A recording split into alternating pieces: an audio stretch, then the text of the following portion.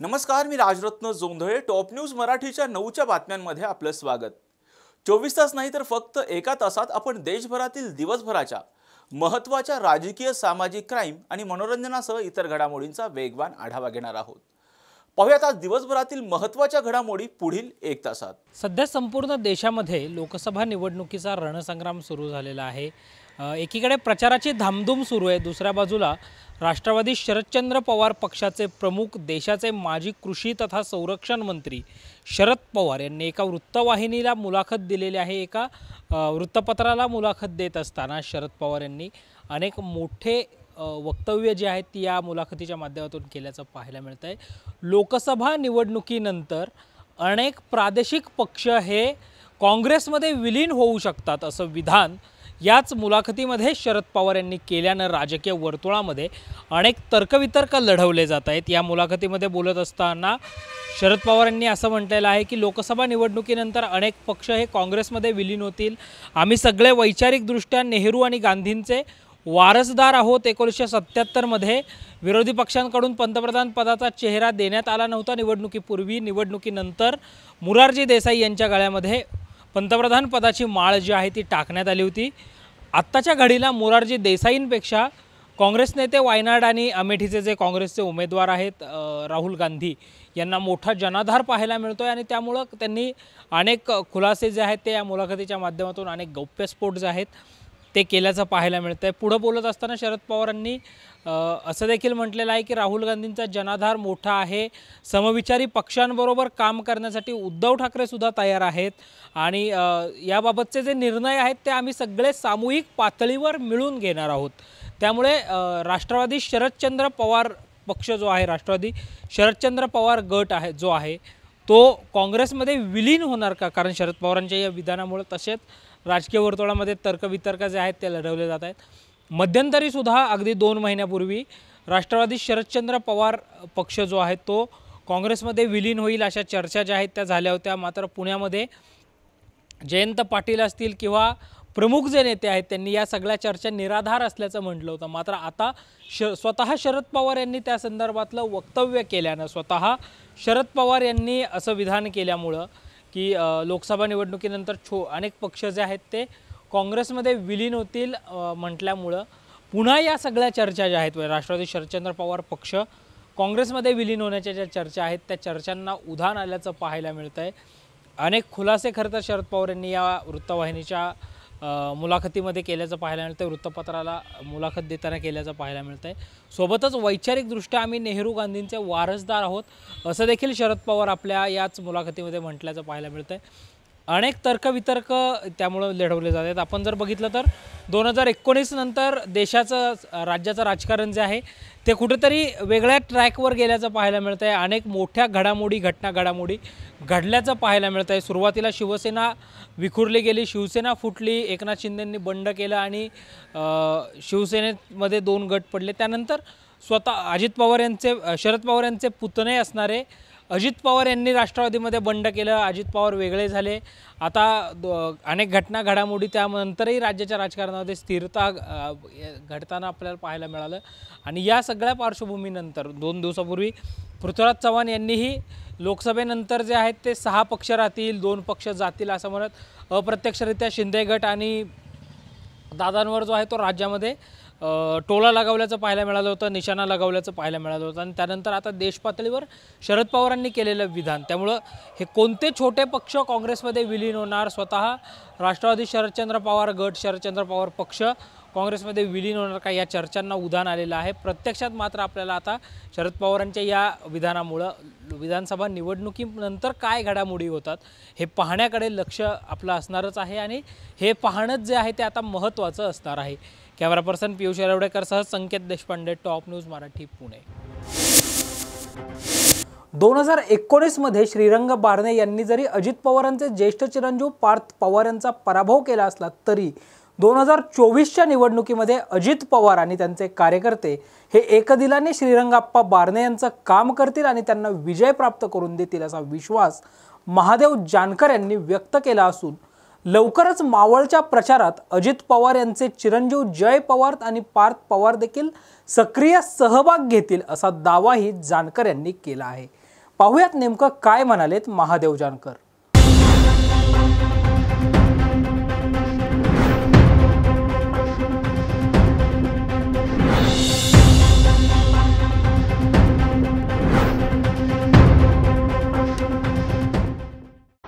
कारण अजितदादा राज्याचे उपमुख्यमंत्री आहेत, नेते आहेत.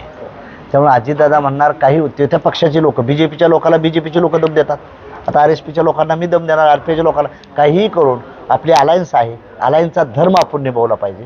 म्हणून ते अजितदादाचे सर्व लोक मन लावून आप्पाचं काम करणार. मग विधानसभेला काय परिस्थिती असणार? आताही पहिलं लोकसभेचं होऊ द्या, तुम्ही सोबत असणार आहे? नाही, आता पहिलं खासदार होऊ द्या. काय तुम्हाला मी हे सांगतो, जर ह्या मित्र पक्षांनी एकमेकाला सन्मानक वागणूक दिल्या तर डेफिनेटली ही माहिती अजून कंटिन्युटी विधानसभेपर्यंत राहील, काय प्रॉब्लेम नाही. आपल्या चौकात आपल्या औकात हे कारण का, आता माझा पक्ष जर छोटा असेल, जागा जास्त मागत असेल, भाजपावर शिवसेनेवर राष्ट्रवादीवर अन्याय करत असेल तर ते बरोबर नाही ना. आपली माझी कॅपॅसिटी किती आहे महादेव जानकरच्या पक्षाची ओळखून सांगितलं की बाबा योगेश भल तुमचा पक्ष मोठा आहे, सदाशिव खाडे तुमचा पक्ष आहे, आप्पा वालेकर साहेब तुमचा पक्ष मोठा आहे, आमची ताई कांबळे ताई तिचा मोठा आहे, तर त्या जागा देऊन तिथे ॲडजस्ट होऊन जाईल ना, एकमेकाचं होऊन जाईल, काय प्रॉब्लेम होणार नाही. तर श्रीरंग म्हणत होते की पार्थ पवार आपल्या आईच्या निवडणुकीत व्यस्त आहेत, त्यामुळे ते माझ्या प्रचाराला येत नाही. मात्र आता त्यांना मोकळा वेळ मिळालेला आहे. आता तरी त्यांनी अजितदादा येणार, पार्थ पवार येणार, जय पवार येणार. माझ्यासाठी तर त्यांनी वॉर रूम बनवली होती, जय पवार वहिनीचं, सुनीत्रा वहिनी आणि माझ्यासाठी बारामतीतनं वॉर रूम बनवली होती. त्यामुळं अजितदादाची तिन्ही मुलं, त्या दोन्ही मुलं येतील अजितदादा प्रचार, काय काळजी करू. फॅक्टर किती परिणामकारक असणार नाही, त्यांचं बी आहे ना, त्यांना मानणारा एक वर्ग आहे, नाही म्हणून चालणार नाही वंचित आघाडीला, परंतु तिथं तर आम्ही जिंकून जाऊ, काय प्रॉब्लेम त्यांना सोबत घेण्यात अपयशी ठरले नाही. चर्चा चालली होती मोठ्या लेवलच्या पक्षांची, पण त्यांचं काही जमलेलं नाही यात नाही करून. त्यांच्याबद्दल आम्हाला आदर आहे, काय प्रॉब्लेम नाही.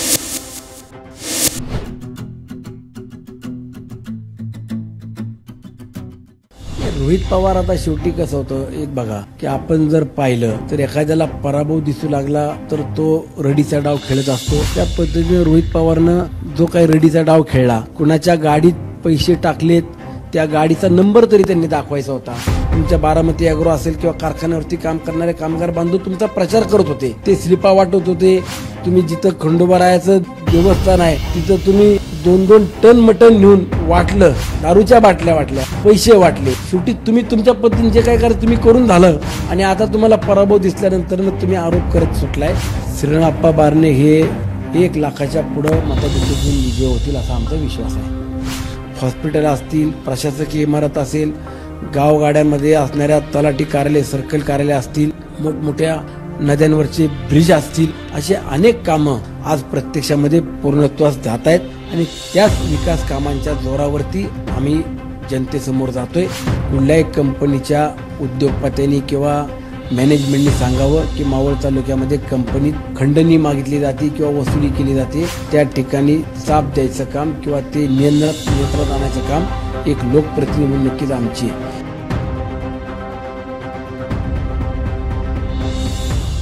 मावळ लोकसभेसाठी 13 तारखेला मतदान पार पडणार आहे. मुळामध्ये मावळमध्ये बघितलं तर महाविकास आघाडी विरुद्ध महायुती अशी थेट लढत आहे. महाविकास आघाडीकडून संजोग वाघेरे तर महायुतीकडून श्रीरंग बारणे हे निवडणुकीच्या रिंगणात आहेत. आपल्यासोबत याच विषयी बोलण्यासाठी मावळचे आमदार सुनील अण्णा शेळके आहेत. अण्णा, काय सांगाल, कसा मतदारांचा प्रतिसाद आहे? नक्कीच येत्या 13 तारखेला मावळ लोकसभेचं मतदान पार पडतंय.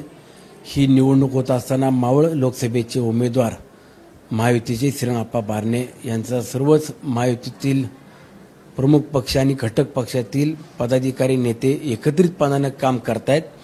आणि मला विश्वास आहे मावळ तालुक्यातून एक चांगलं मताधिक्य हे श्रीरंगाप्पा बारणेंना मिळेल.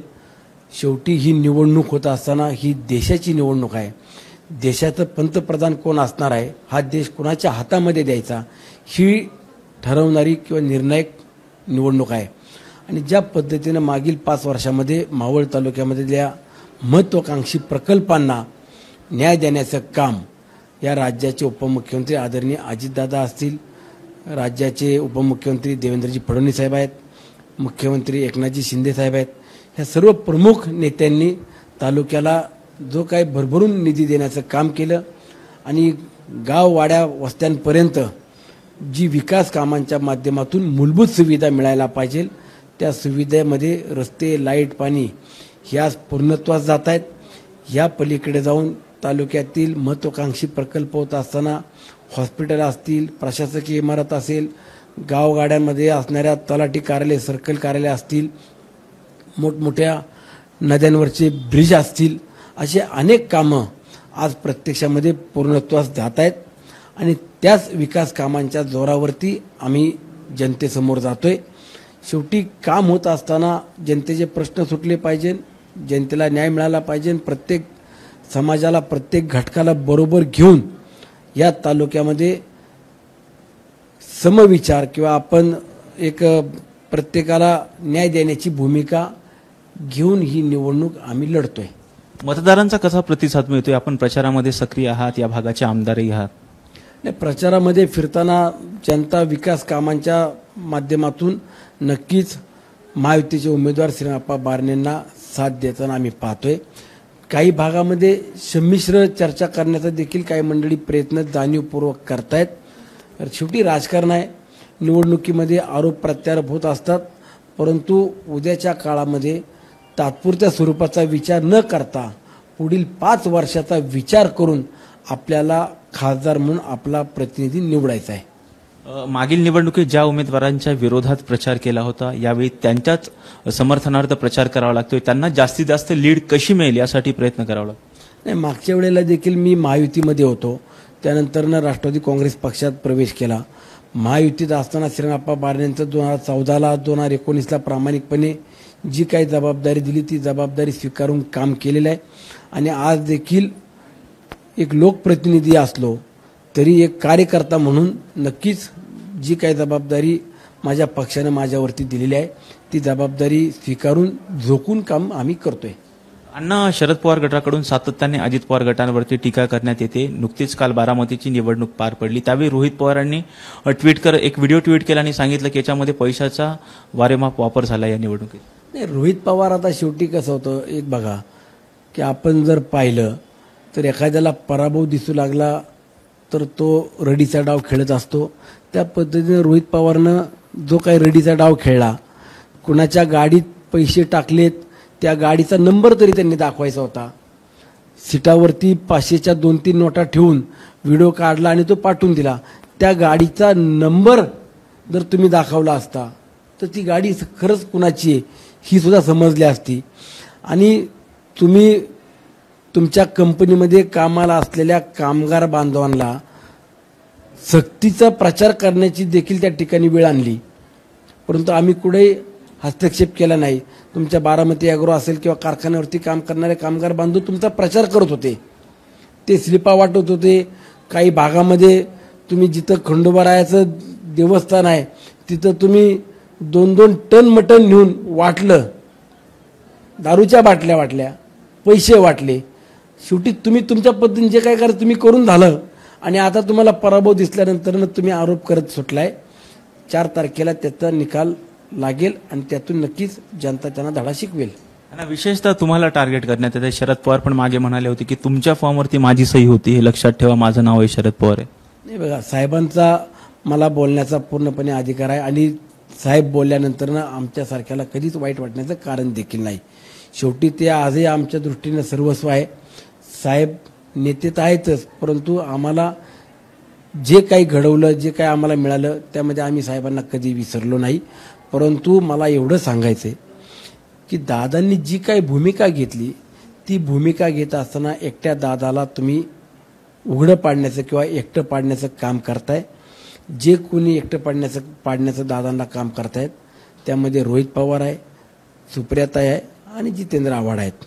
ह्या 3-4 मंडळींनी जो काही प्रचार दादांच्या बाबतीतला केला, अपप्रचार करून चुकीचं समाजापुढं दाखवून दादाला विलन करण्याचं जे काम केले त्याचा खुलासा 4 तारखेला मतातून नक्की मिळेल. परंतु त्या अगोदर उद्याच्या सभेतून सुद्धा ज्या काही घडामोडी झाल्या, जे काही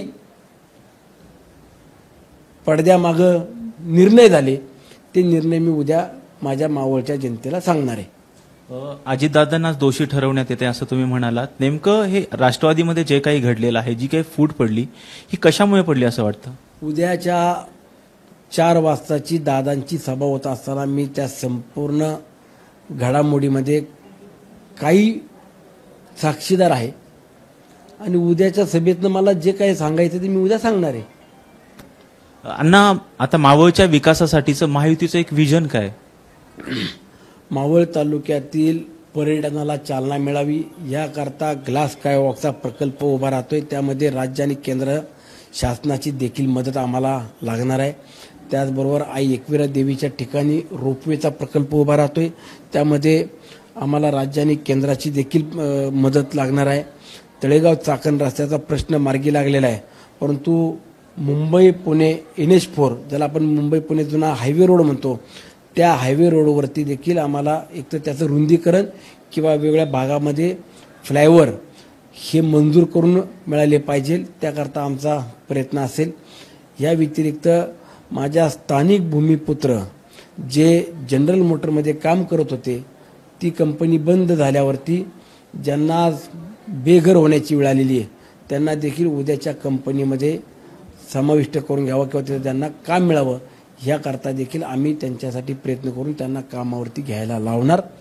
त्याचबरोबर माझा बेगडेवाडी, शेलारवाडी, तळेगावातील परिसर हा मिसाईल प्रकल्पाकरता जी जमीन प्रकल्पामध्ये समाविष्ट करून घेतली त्याचा मोबदला जो मिळायला पाहिजे होता तो मिळाला नाही, तर त्या बाबतीत देखील आम्ही केंद्र सरकारची यामध्ये आम्हाला गरज लागणार आहे.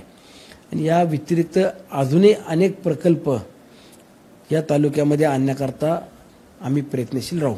या भागामध्ये आपण बघितलं तर MIDC सारख्यामध्ये ज्यावेळेस उद्योग आणण्यासाठी प्रयत्न होतात त्यानंतर कुठेतरी खंडणीच्या घटना सुद्धा घडतात. त्यामुळे हे जे गुन्हेगारी आहे रोखण्यासाठी तुम्ही काय प्रयत्न करणार? मावळ तालुक्यामध्ये असे कुठलेही प्रकार घडलेले नाही. कुठल्याही कंपनीच्या उद्योगपत्यांनी किंवा मॅनेजमेंटनी सांगावं की मावळ तालुक्यामध्ये कंपनीत खंडणी मागितली जाते किंवा वसुली केली जाते, त्या ठिकाणी चाप द्यायचं काम किंवा ते नियंत्रणात आणायचं काम एक लोकप्रतिनिधी म्हणून नक्कीच आमची आहे. शेवटी 4-2 टाळक्यांनी इथं येऊन गुन्हेगारी करणं किंवा खंडणी वसूल करणं आणि 1000-2000 कर्मचारी बांधवांच्या रोजीरोटीवरती गदा आणणं हे आम्ही कधीच खपवून घेणार नाही. शेवटी महायुतीचे उमेदवार हे किती लाखाच्या मताच्या लीडने निवडून येतील असं वाटतंय? श्रीरंगाप्पा बारणे हे 1 लाखाच्या पुढं मताधिक्य घेऊन विजय होतील असा आमचा विश्वास आहे. हे होते राष्ट्रवादी काँग्रेस पक्षाचे आमदार सुनील अण्णा शेळके. व्हिडिओ जर्नलिस्ट शिवाजी सावंतसह राजरत्न जोंधळे, टॉप न्यूज मराठी, पुणे. धीरज घाटेंच्या नेतृत्वात संघटनेचं काम करताना मला ज्या पद्धतीने रिस्पॉन्स आला जनतेचा, पुणेकरांचा रिस्पॉन्स आहे, हार्ट टू हार्ट आणि मॅन टू मॅन प्रत्येक व्यक्तीशी आमचं चर्चा होते आहे, बोलणं होते आहे. खरं तर आत्तापर्यंत पुण्याच्या सर्व उमेदवारांचे सर्व रेकॉर्ड तोडून मुरली मोहोळ हे महायुतीचे उमेदवार आत्तापर्यंत सारे रेकॉर्ड पुण्यातल्या लोकसभेचे हे मुरली मोहोळ आपले तोडून प्रचंड बहुमताने मोदीच्या नेतृत्वामध्ये निवडून येतील अशी मला अपेक्षा आहे.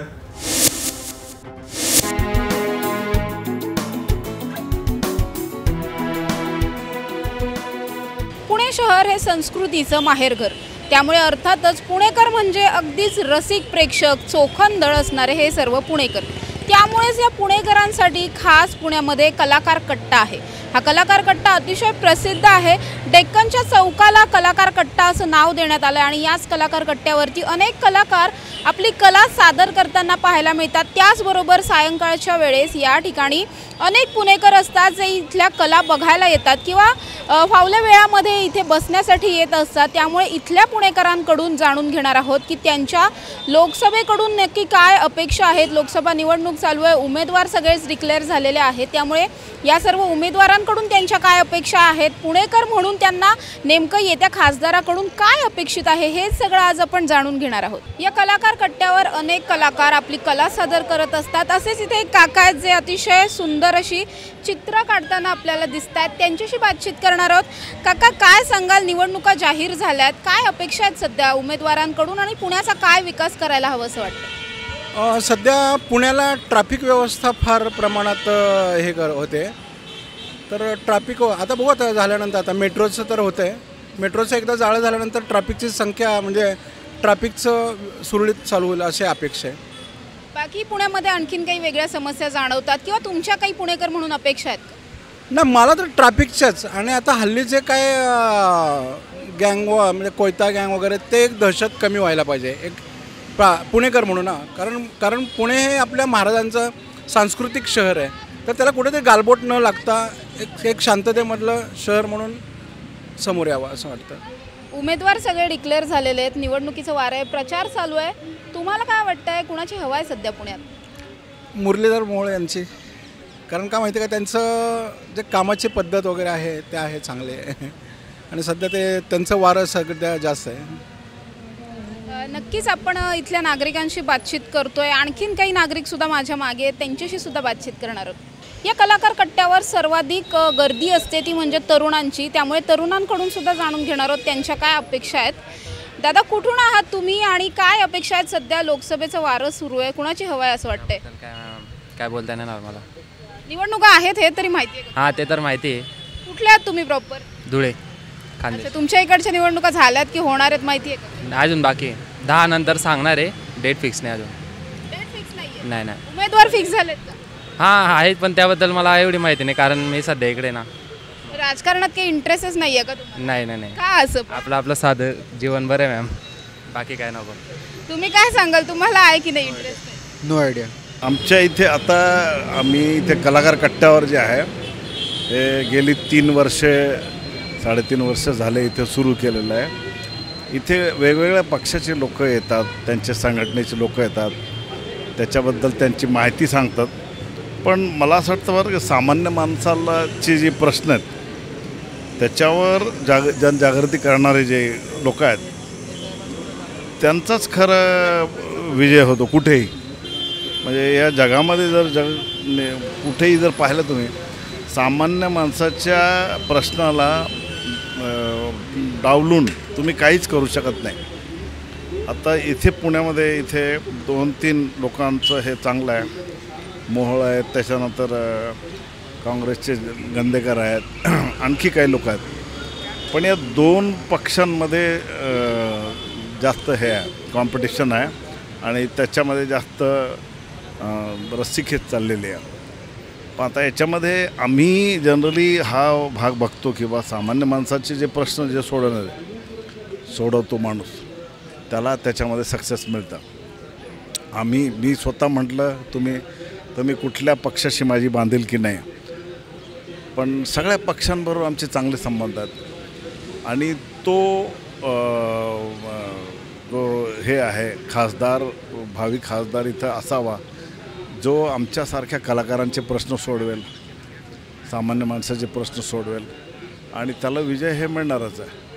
आणि नक्कीच काका, तुम्ही कलाकारांच्या प्रश्नांबद्दल बोललात. खरं तर हा प्रश्न आतापर्यंत कोणी उचललेला नाहीये.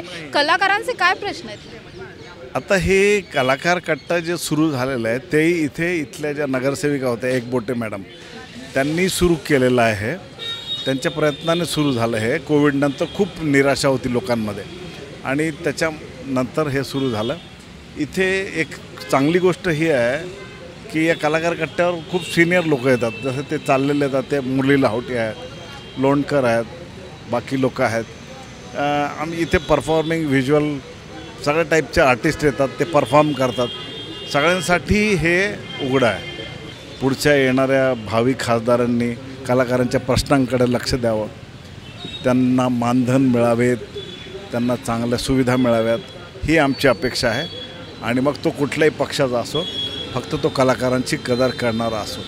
कुठल्या प्रकारची गुंडगिरी किंवा टगेगिरी याला इथे स्थान नसावं, ही आमची अपेक्षा आहे. नक्कीच काका, कलाकार हा खूप सजग नागरिक असतो असं म्हटलं जातं. तो खूप समाज माध्यमांवरती पण बरेच कलाकार ॲक्टिव्ह असतात. तुम्ही तुमच्या आयुष्यात अनेक नेते मंडळी पाहिले असतील, अनेक सत्तांतरं होताना पाहिली असतील तुमच्या, म्हणजे जेव्हापासून तुम्ही वोटिंग करताय तेव्हापासून. तर काय वाटतं आत्ताच्या राजकारणाकडे बघून तुम्हाला काय वाटतं, सर्वसामान्य नागरिक म्हणून कसं आहे राजकारण? 1977ची जी निवडणूक होती, इंदिरा गांधी ज्यावेळी सत्तेवर होत्या त्यावेळी जी निवडणूक झाली, त्या निवडणुकीमध्ये पूर्ण सत्तापालट झालं त्यावेळी.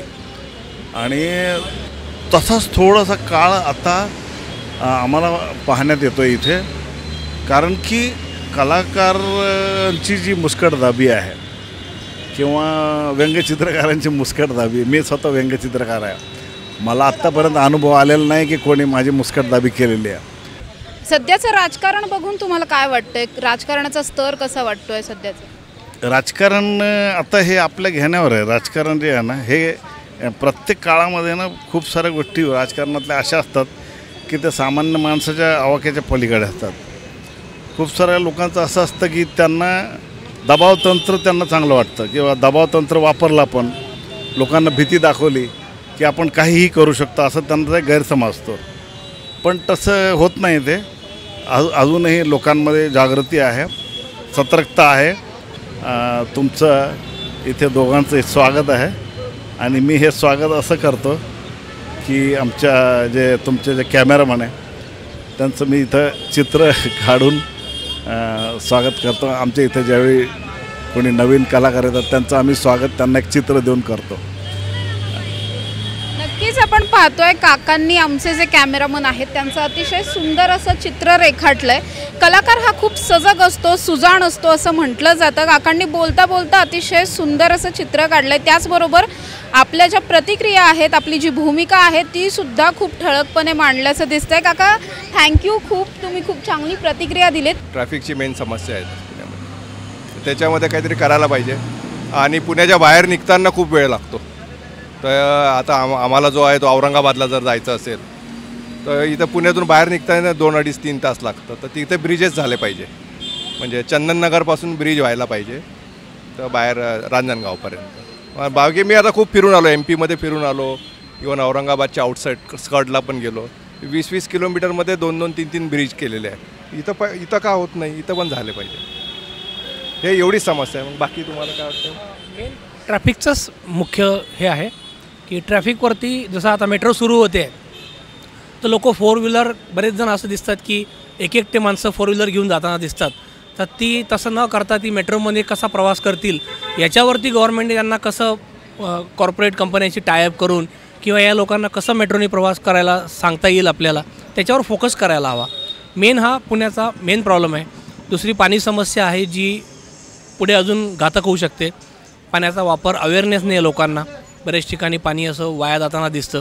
त्यामुळे पाणी कशाप्रकारे वापरता येईल, कमीत कमी प्रमाणात पाण्याचा वापर कसा करता येईल, कसं सेव्ह करता येईल, सोसायटीमध्ये जाऊन अवेअरनेस वाढवावं लागेल की तुम्हाला काय म्हणतात ते पाणी वॉटर हार्वेस्टिंग सिस्टीम लावून सगळीकडे पाण्याचं कसं अजून तुम्हाला सेविंग करता येईल त्याच्यावर फोकस करावं लागेल गव्हर्नमेंटला. ह्या 2 मेन समस्या आहेत. दरवेळेला असं वाटतं की हा उमेदवार फिक्स आहे किंवा मोदीची लाट आहे किंवा फलाना शरद पवारांचा एक थोडासा होल्ड आहे किंवा अजित पवारांचं काम चांगलं आहे, पुण्यामध्ये बऱ्यापैकी काम केलेलं आहे. पण यावेळेस असं अगदी गॅरंटीने सांगू शकत नाही की हाच उमेदवार येईल.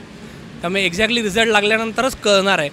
चेहरे सगळेच चांगले आहे, जसे मोहोळ साहेब आहेत, नवीन चेहरा आहे, काम बऱ्यापैकी आहे आणि थोडासा जनमानसात मिसळलेला माणूस आहे आणि कलागुणांना पण त्याला चांगला वाव देताना दिसतात ते. त्यामुळे आणि बापटांनंतरचं पहिलंच इलेक्शन आहे, गिरीश बापट गेल्यानंतरचं.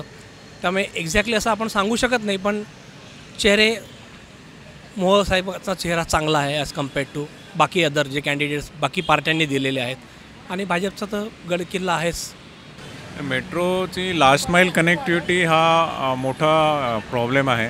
त्यामुळेही बरेच नागरिक ती वापरताना दिसत नाही. कारण जर साधारण 3-4 किलोमीटरच्या अंतरात कोणी राहत असेल आणि त्याला मेट्रोपर्यंत जायला एकतर त्याला स्वतःची गाडी घेऊन जायचं म्हणजे पार्किंग अवेलेबल नाही आहे. त्यामुळं तो सहसा वापर करण्याला प्राधान्य देत नाही. दुसरा अजून जो कोणी पुण्याचा खासदार होईल त्यांनी बेसिक म्हणजे हे एन्क्रॉचमेंट आहे रोडवरचं किंवा फुटपाथवरचं ते जर काढण्यात मदत केली तर आणखी नागरिकांची सोय होईल. अनऑथराईज स्टॉल्स जर काढले तर ते एक चांगलं काम होईल. म्हणजे it is what we expect from the MP of Pune. या कलाकार कट्ट्यावर मला ज्येष्ठ नागरिकसुद्धा भेटले, त्यांच्याशीही बातचीत करणार आहोत. काका काय सांगाल, तुमचं वय किती आहे? 85 वर्ष. म्हणजे तुम्ही सगळ्याच निवडणुका जवळून पाहिलेल्या आहेत, पहिल्या निवडणुका? हां, बरोबर पाहिलेलं. मग राजकारणाचा स्तर आता कसा आहे? तुमच्या वेळेसचं राजकारण कसं होतं, काय सांगाल? थोडीसं आम्हाला माहिती द्या थोडीशी, किंवा तुमचे अनुभव राजकारणातले. आत्ताचं राजकारण स्वार्थी आहे. प्रत्येकाला एकदा निवडून यायचं आणि आपला स्वार्थ साधायचा, एवढंच आहे. जो खर्च केला तो काढायचा, एवढंच आहे. मी काय बोलतो, तुम्हाला काही एखादी निवडणूक आठवते का, किंवा एखादा किस्सा आठवतो का तुमच्या वेळेसचा किंवा तरुणपणीच्या निवडणुकीतला एखादा? तसं काही आठवत नाही, नेहमी झालेलं आहे. मी आर्टिस्ट असल्यामुळे सातत्य काम आणि ह्याच्यात लक्ष असतं. मतदान करायचं म्हणून करून येतं, बस एवढंच आहे. सध्या पुण्यामध्ये काही समस्या वाटतात का तुम्हाला, किंवा तुमच्या काय अपेक्षा आहेत खासदारांना? पुण्यात सुधार व्हावा, शिस्त लागावी, एवढंच महत्त्वाचं आहे. काका तुम्ही काय सांगाल, तुमच्या काय अपेक्षा आहेत खासदारांकडून? अपेक्षा खरं तुमच्या आमच्या सर्वसाधारण माणसाच्या खूप आहेत. कारण एकही समस्या मला नाही आठवत आहे या 30-40 वर्षात काही सरकारने कुठल्या सोडवलेली आहे. त्यामुळं समस्या इतक्या वाढत गेल्यात, कचरा पेट्यासुद्धा कमी पडतील एवढ्या समस्या वाढल्या. त्यातली एखादी जरी सोडवली असती ना, तरी पुण्यातला मनुष्य, पुण्यातला मतदार हा सुखी शांत चित्तानं जगला असता. पण त्याला जगण्यासाठी समस्या नसाव्यात, पण आता समस्यांचा डोंगर आहे, समस्यांचं ओझं डोक्यावर घेऊन तो जगतोय. त्याच्यावर यांनी काहीतरी केलं पाहिजे. आपापले खिशे भरणं, आपली तिजोरी भरणं हे राजकारण नसतं आणि हे नसावं. आता मग हा जो समस्यांचा डोंगर आहे तो थोडासा कमी कोण करेल असं वाटतंय तुम्हाला? कोण? सरकारनेच केलं पाहिजे ना. त्यांनीच खाल्लं आहे म्हणल्यावर त्यांनीच केलं पाहिजे. देतोय तर आम्हीच आहे. कुठलंही कारण झालं तरी आमच्याच खिशातले जात आहेत. पैसा येतो कुठून? सरकारकडं जो पैसा येतो तो कुठून येतो? तुमच्या आमच्या खिशातलाच जातो ना. मग हे किती दिवस द्यायचं? आम्हाला आता खायला अन्न नाही आहे, पैसे नाही आहेत. आमच्याकडं कोण बघतंय? पैसा तर आमचा गेला आहे. पुढं काय? कुठलं सरकार यावर काम करेल असं वाटतं? मग सांगता येत नाही, सगळे चोर आहेत. नक्कीच आपण बघतोय की ज्येष्ठ नागरिक आहेत, अनेक वर्षांचा अनुभव आहे, मात्र सरकारच्या विरोधात प्रचंड रोष असल्याचं सुद्धा आपल्याला या नागरिकांकडून पाहायला मिळतंय. हवा अशी काही अजून वाटत नाही. सगळीकडे शांतता आहे, तितका उत्साह जाणवत नाही निवडणुकीमध्ये. पण तरी पण भाजपची थोडीफार हवा आहे असं जाणवतं. कारण यापूर्वीचे अनेक खासदार भाजपचे झाले. जवळजवळ 25-30 वर्षापासून खासदार भाजपचेच आहे पुण्यामध्ये. तरीसुद्धा मोहोळ येण्याची शक्यता जास्त आहे. तुम्हाला काय अपेक्षा आहेत पुण्याच्या येत्या खासदारांना? सर्वात महत्त्वाचं म्हणजे रस्ते, गटारं हे बेसिक आहे, हे सुधारणा झाली पाहिजे. अर्थात हे कामं महापालिकेची आहे, पण हे जे 2-3 उमेदवार आहेत ते सध्या नगरसेवकच आहे. त्यांनी करावं एवढीच अपेक्षा आहे. बेसिक बाकी जास्त काही अपेक्षा नाही मुळात. सध्या राज्यातलं राजकारण बघून त्यावरती काय वाटतं एक सर्वसामान्य नागरिक म्हणून? काय वाटतं? हे चालूच राहणार आहे. राजकारण हे राजकारणच असतं. त्यात चांगलं वाईट काय नाही, ते गेली 70-80 वर्ष तेच चालू आहे. राजकारणात काय फारसा बदल नाही. कुणी इकडं जातं तिकडं जातं, त्यात काही चुकीचं नाही आणि चांगलंही नाही.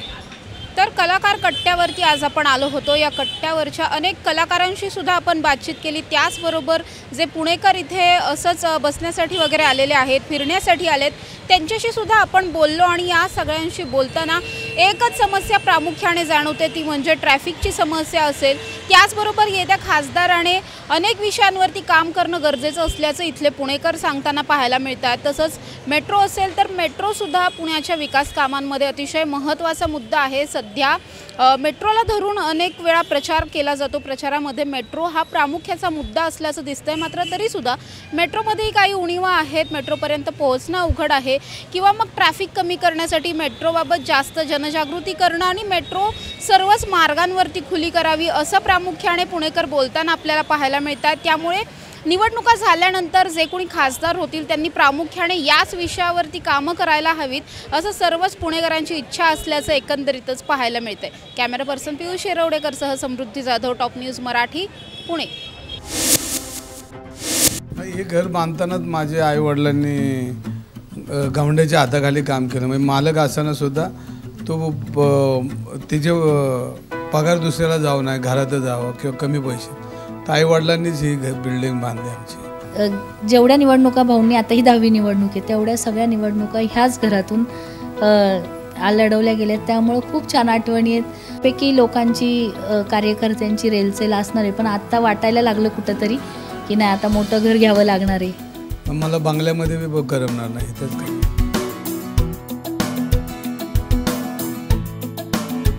लोकसभेच्या निवडणुकांना अवघे 5 दिवस बाकी आहेत. प्रचार 2 दिवसात संपतोय आणि या प्रचारामध्ये आपल्याला सगळेच उमेदवार त्यांच्या परिवारासह सहभागी झाल्याचं पाहायला मिळतंय. सहकुटुंब प्रचार चालू आहे, त्यामुळे घरात द्यायला वेळ नाहीये.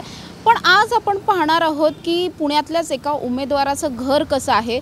मी बोलतेय रवींद्र धंगेकर यांच्याबद्दल. रवींद्र धंगेकर हे अतिशय साधा माणूस म्हणून प्रसिद्ध आहेत. म्हणजे नेहमीच त्यांच्याबद्दल बोलताना बरेच लोक आपल्याला रवींद्र धंगेकर हे अतिशय साधे आहेत, स्वभावाने साधे आहेत असं म्हटलं जातं. पण ते जितके साधे आहेत तितकंच साधंसुधं त्यांचं घरसुद्धा आहे. त्यामुळेच आज आपण पाहणार आहोत की रवींद्र धंगेकर यांचं घर नेमकं कसं आहे. चला तर मग पाहूयात त्यांचं घर कसं आहे.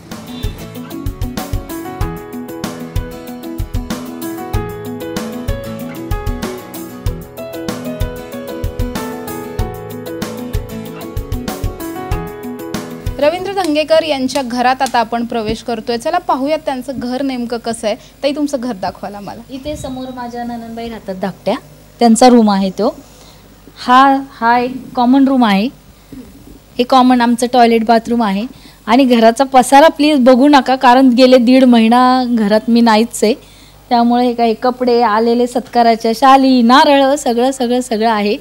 किचन तेवढं तुम्हाला स्वच्छ दिसेल, कारण किचनमध्ये 1.5 महिना स्वयंपाकच होत नाही आहे. खाली जाऊबाईंकडेच आम्ही स्वयंपाक करतो, जेवतोय, त्याच सगळं बघतात करतात. त्यामुळे तुम्हाला किचन स्वच्छ दिसेल. पण बाकीचा सगळा पसारा आहे, कारण इनमीन 2च रूम आहेत, त्यामुळं पसारा तर असणारच आहे. हे असं आमचं साधं घर आहे. तुम्ही जेव्हा लग्न करून आलात तेव्हा पण असंच होतं का घर, की त्यानंतर काही नाही? खाली 2 रूम होते आणि वर टेरेसवर माझं लग्न ठरल्यानंतर 2 रूम बांधले. बाकी सगळीकडे भाडेकरी होते आमचे. मग ते आता जसं कुटुंब वाढत गेलं तसं भाडेकरी थोडे कमी करत गेलो. आता भाडेकरी कोण नाही आहे. खाली फक्त 2 जे दुकानं आहेत त्याच्यामध्ये वकील आहेत. बाकी मग सगळं आता आम्हीच वापरतो, कारण घरात माणसंच एवढे आहेत, त्यामुळं घर आता कमी पडते. पण आता घ्यायचा विचार करावा लागणार आहे निवडणूक झाल्यानंतर, कारण अख्ख्या पुणे शहरातून लोक येणार आहेत. त्यामुळं घर थोडं आता मोठं वाढवावं लागणार आहे.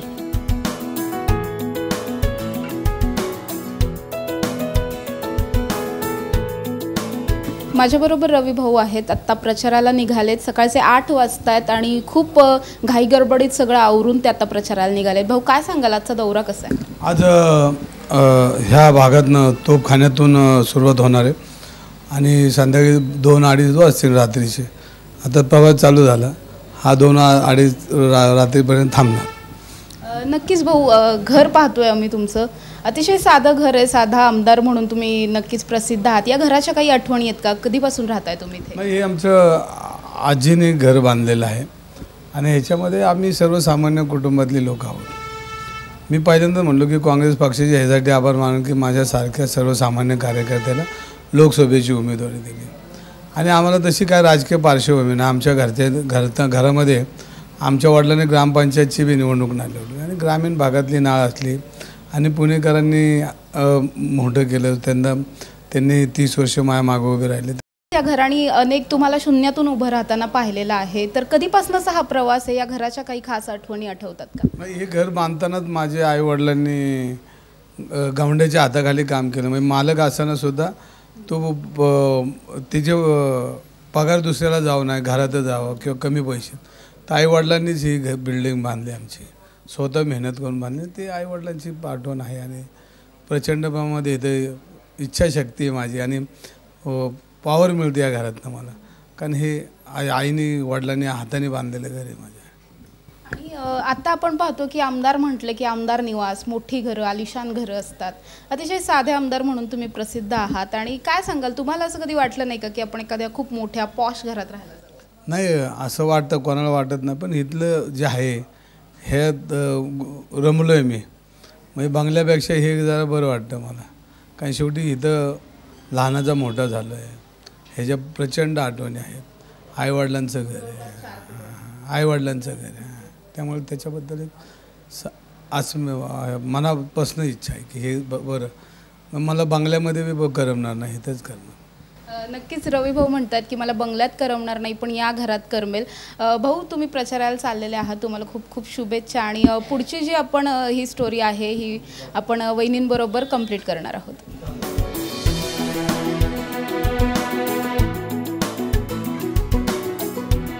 रवी भाऊ आत्ताच प्रचाराला गेले, आपण त्यांच्याशी बातचीत केली. आता आपण त्यांच्या होम मिनिस्टर म्हणजेच प्रतिभाताईंशी बातचीत करणार आहोत.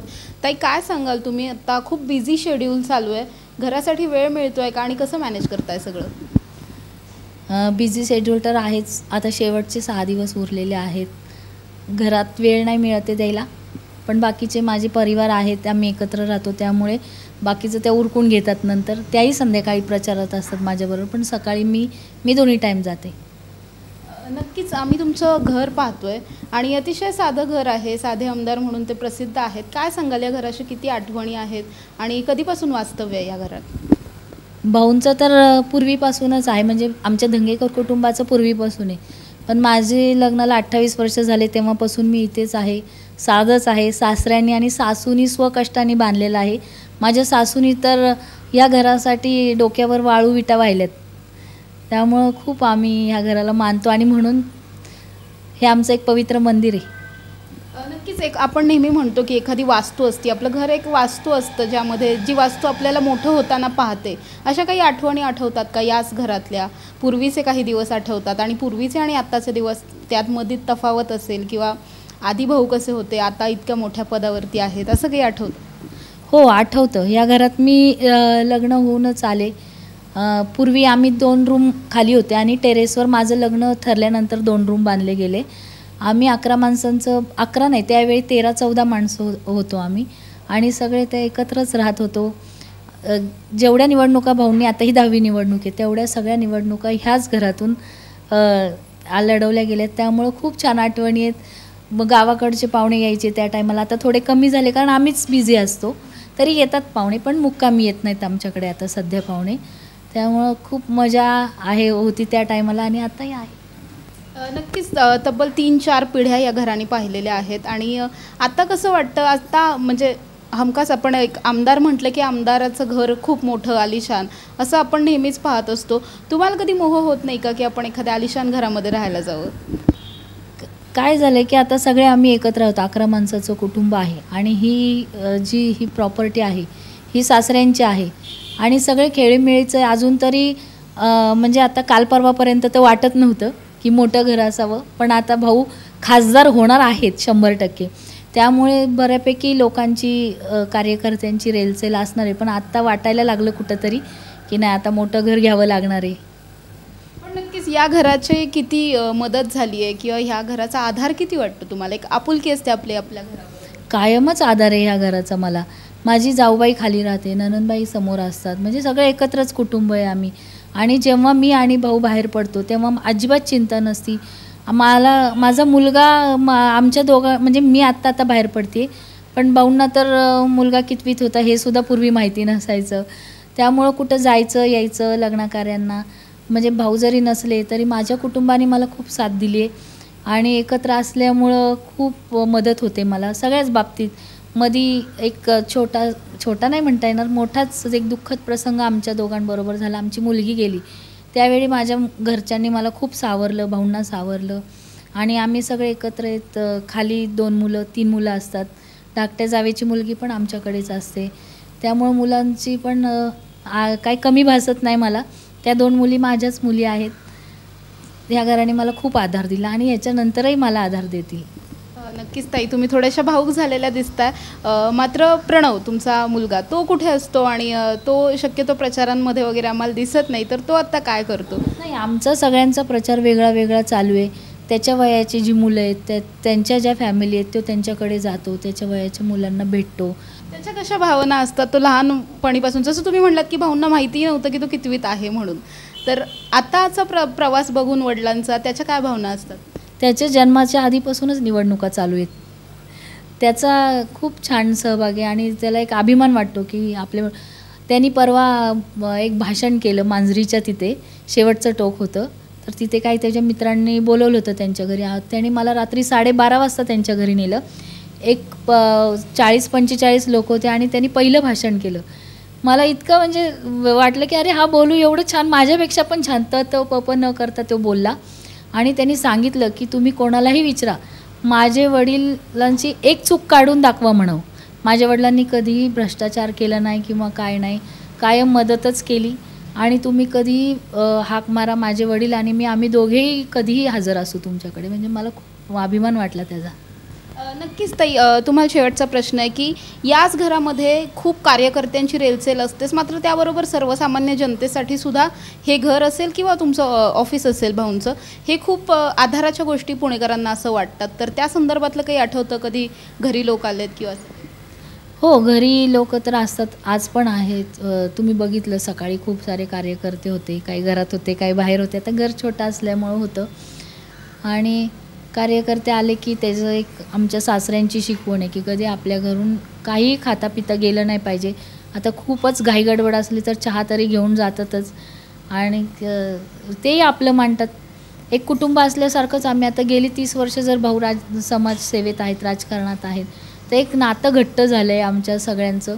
आणि लोकांनाही काही नाही वाटत, आले तरी आपलं एक कुटुंबासारखं, वहिनी चहा करा, हे करा, हक्काने सांगतात. नक्कीच.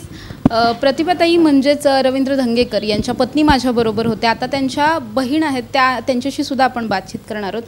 ताई नमस्कार, टॉप न्यूजमध्ये तुमचं स्वागत आहे. काय सांगाल, तुम्ही लहानपणापासून भाऊंना बघताय, कसा त्यांचा प्रवास होता सगळा? खूपच कष्टदायक प्रवास होता. म्हणजे खूप कष्टाने ते वरती आलेत आता आणि त्याला फळ पण मिळालं छान. आणि खूपच आनंद वाटतो आम्हाला सर्व कुटुंबाला आणि अभिमान पण आहे. एकत्र कुटुंब आहे तुमच्या सगळ्यांचं, तर कसं वाटतं? आता त्यांना जास्त कुटुंबाला वेळ द्यायला मिळत नसेल, मात्र याच घरामध्ये तुम्ही इतके वर्ष राहताय, घराबद्दलच्या काही आठवणी, भाऊंच्या काही आठवणी आहेत? आम्ही खूप म्हणजे आमच्यात खूप कमी अंतर आहे. म्हणजे असं 2-3 वर्षातच असे आम्ही 4 भावंड. म्हणजे आमचं मस्ती, मारामारी आणि भांडणं हे सगळं जे लहान प्रत्येक कुटुंबात चालतं ते सर्व चालायचं. हां, झालेलं आहे. मग आता जेव्हा ते इतक्या मोठ्या पदावरती आहेत, नेते झालेले आहेत, त्यांच्यात काही स्वभावात काही बदल झालेत का जसे होते? काही बदल झालेला नाही आहे आणि आम्हाला काही वेगळं वाटत पण नाही. तो आमचा भाऊच आहे आणि सगळ्यांचंच मदत करण्यासाठीच आणि त्यांच्यामुळं आम्हाला पण सवय लागत गेली. आता सर्वांसंग एक म्हणजे कोण असं वेगळं वाटतच नाही, आपलंच वाटतं असं.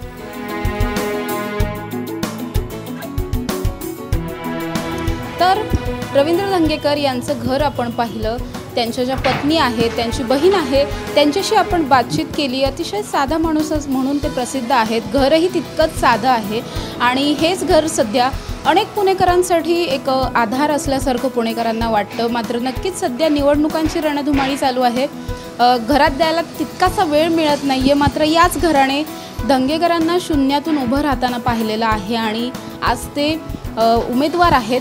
त्यामुळे याच घरामध्ये आणखीन बऱ्याच गोष्टी घडणार आहेत, आणखीन मोठमोठ्या पदांवरती ते जातील आणि हे घर मात्र या सगळ्याच त्यांच्या कर्तृत्वाचं नेहमीच साक्षीदार राहणार आहे. कॅमेरा पर्सन शिवाजी साळुंखेसह समृद्धी जाधव, टॉप न्यूज मराठी, पुणे.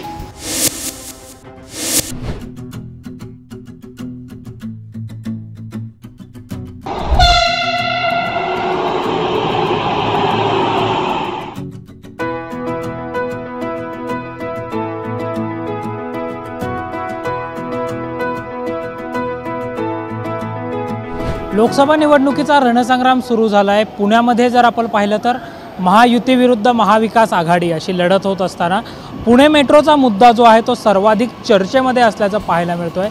आज आपण पुणे मेट्रोमधून वनाज ते रामवाडीपर्यंतचा जो रूट आहे या रूटवर जाणार आहोत. या मेट्रो मार्गावरील प्रवाशांशी संवाद साधणार आहोत की मेट्रोचा जो मुद्दा आहे, प्रवाशांचा जो मुद्दा आहे, तो मुद्दा कितपत फायदेशीर ठरलेला आहे की आणि या सगळ्याबाबत आपण थेट प्रवाशांशी मेट्रोमधून संवाद साधणार आहोत आणि प्रवाशांशी मेट्रोमधून जाणून घेण्याचा प्रयत्न करणार आहोत. चला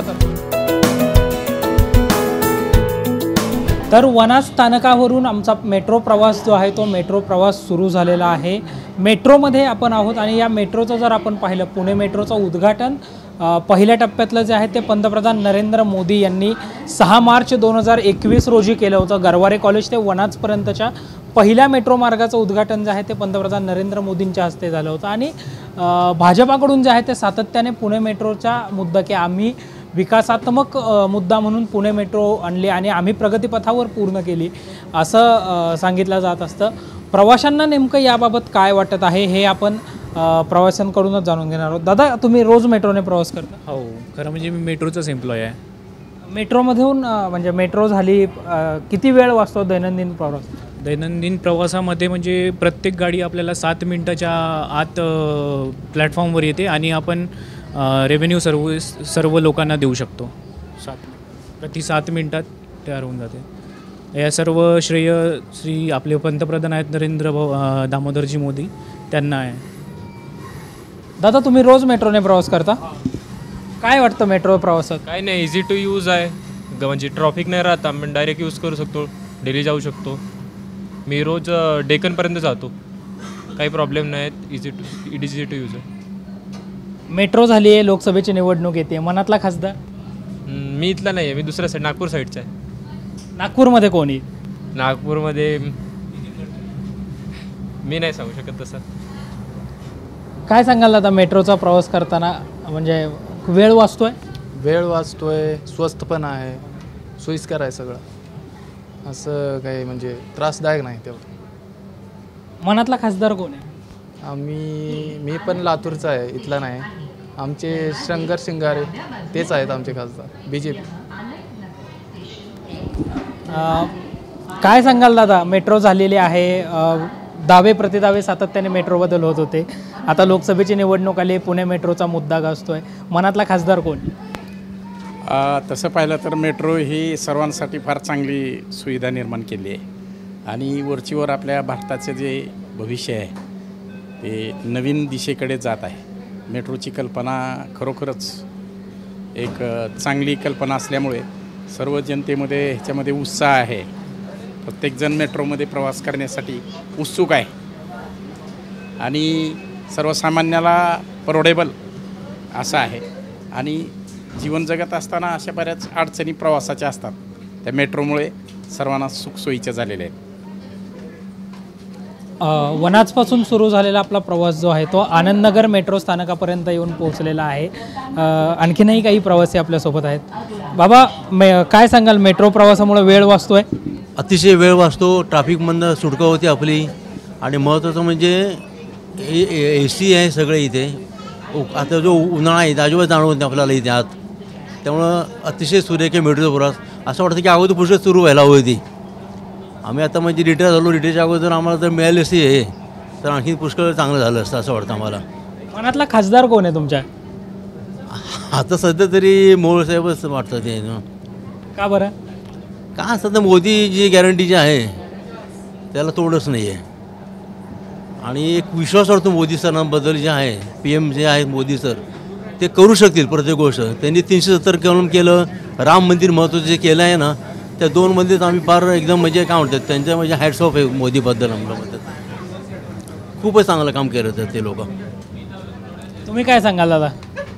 हे मेट्रो सेवा म्हणजे एक उत्तम दर्जा आणि अतिशय उत्कृष्ट सेवा, म्हणजे नॅशनल लेवलची सेवा आहे आणि फार आनंद होतो. ही जी सेवा अगोदर सुरू झाली असती तर आम्हाला त्याचा आणखीन चांगला फायदा मिळाला असता. इथून पुढे ह्याची व्याप्ती वाढावी, ह्याचं जाळं वाढावं आणि अशी सेवा सुरू ठेवावी. पूर्ण जाळं व्हायला पाहिजे, पूर्ण म्हणजे पुणे शहर आहे, पूर्ण शहरामध्ये व्हायला पाहिजे हे जे जाळं. तुमच्या मनातला खासदार कोण आहे? आता काय मोहोळच आहे सध्या. ज्यांनी केलेली आहेत विकासाची, ज्या पक्षांनी विकासाची कामं केली आहे त्याला मतं देणं हे आमचं कर्तव्य आहे. म्हणजे आणखीन पुढं आपली प्रगती चांगली होऊ शकेल. नक्कीच. तर पुणे मेट्रोमध्ये आपण प्रवास करत आहोत. दादा मेट्रोच्या प्रवासामध्ये काय वाटतं, म्हणजे दैनंदिन प्रवासापेक्षा मेट्रोच्या प्रवासात काय बदल जाणवतो? कम्फर्टेबल आहे जास्ती आणि वेळ पण वाचतो, कॉस्ट इफेक्टिव्ह पण आहे. सो मी रेकमेंड करेल मेट्रोचा प्रवास. मेट्रो झाली आहे, आता लोकसभेची निवडणूक येते, कोण आहे मनातला खासदार? मोहोळ साहेब. मोहोळ साहेबच असतील. का बरं? आहेत त्यांची कामं जी केलेली आहेत त्याचा फायदा होतोय आम्हाला, त्यामुळे आमची अशी इच्छा आहे की परत त्यांनीच यावं. तुम्ही काय सांगाल ताई, तुमच्या मनातला खासदार कोण? आमच्या मनातले खासदार मोहोळ साहेब, कारण मोदींचं काम आहे आणि मोहोळ साहेबांचे काम आहे आणि जनतेला सध्या तर मोदींची गरज आहे, म्हणून बेस्ट मोदी खासदार मोहोळ साहेब. मेट्रो प्रवास करताना काय वाटतं? मेट्रो प्रवास करताना सुखकर आणि वेळ वाचतो, पैसाही वाचतो आणि छान प्रवास होतो. तर मेट्रो प्रवासामध्ये आपण आहोत, प्रवाशांशी संवाद साधत आहोत. दादा कुठून आले? मी पिंपरीमधनं. कसा वाटतो मेट्रो प्रवासाचा, कसा अनुभव? खूप चांगला आहे. मी लांब राहतो, मला बसने खूप दगदग होते, मेट्रोने खूप छान वाटलं. मतदान करणार? हा करणार ना. 18 कोणाला? दंगेकर आणि मोहोळ दोन्ही असे एकाच ताकदीचे वाटतात, तर मला असं वाटतं, पण त्यांच्या दंगेकरपेक्षा थोडा चांगला मोहोळ वाटतं मला. तुम्ही काय सांगाल दादा? मी आमच्या इथे अनिताताईला वोट करेन, पण टफ आहे आमच्या इथे सुप्रियाताई वगैरेंचं, पण अनिताताई मोदी म्हणून. सुनेत्राताई? हो सुनेत्राताई सर. सुनेत्र. दादा मेट्रोने प्रवास करताना काय वाटतं? छान वाटते. AC मिळते पहिले तर, उन्हाचं दुपारी बाहेर बसमध्ये जाणे वाटत, आणि स्वस्त पण प्रवास आहे, मित्रांसोबत जाता येतं बस. तेवढंच. धन्यवाद. बुटिंग नाही करणार? तर वनाज रेल्वे स्थानकाहून सुरू झालेला आपला प्रवास जो आहे तो नळस्टॉपच्या रेल्वे स्थानकावर येऊन पोहोचलेला आहे, आणि या नळस्टॉप स्थानकावर आपण प्रवाशांशी जो आहे तो संवाद साधणार आहोत. छोटे प्रवासी आपल्यासोबत आहे. ताई काय वाटतं मेट्रो प्रवासात?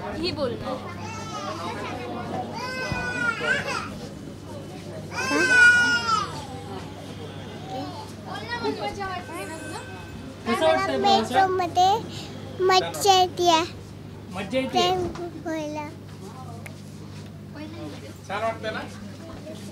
तर इथे जर आपण ताई मेट्रो प्रवास करताना काय वाटतं? छानच वाटतंय. नेहमीच्या प्रवासात आणि मेट्रोच्या प्रवासात म्हणजे टू व्हीलर, बाईक आणि मेट्रो सुखकारक आहे हा, कारण ट्रॅफिकचा त्रास नाही, जिथे पोचायचं तिथे वेळेत पोचता येते, आणि हेच हवं आहे सगळ्यांना. पुण्यात ट्रॅफिकचा प्रॉब्लेम आहे, पण ह्यांनी सोडवला आहे तो बऱ्याच जणांचा. लोकसभा आहे, कोणाला मतदान करणार किंवा मनातला खासदार? मनातला खासदार मुरलीधर मोहोळ. का बरं? कारण प्रगती दिसतीये पुण्यात केलेली, आणि स्पेशली कोथरूडमध्ये केलेली, पुण्यामध्ये केलेली, त्यामुळे मुरलीधर मोहोळ. तू काय सांगशील ताई, मेट्रो प्रवास करताना कसं? छान आहे. AC आहे, सुख, जवळ पडतं, लवकर पोचतो, चांगलं. तुझ्या मनातला खासदार कोण आहे? मुरलीधर मोहोळ. का बरं? आवडतंय मला काम त्यांचं, छान आहे. ताई मेट्रो प्रवास करताना काय वाटतं? छान वाटते. मनातला खासदार? मुरलीधर. प्रवाशांशी मतं आपण जाणून घेत आहोत मेट्रोतून. प्रवाशांच्या बाबत म्हणजे मेट्रो झाल्यानंतर किती बदल झाला प्रवासामध्ये हे आपण प्रवाशांकडून जाणून घेत आहोत. ताई काय वाटतं मेट्रो प्रवास करताना? खूप छान वाटतंय, कारण वेळ वाचतो. जे ट्रॅफिकमुळे जे सगळं उशीर होत असतं, मेट्रोमुळे खूप छान सोय झालेली आहे. मनातला खासदार?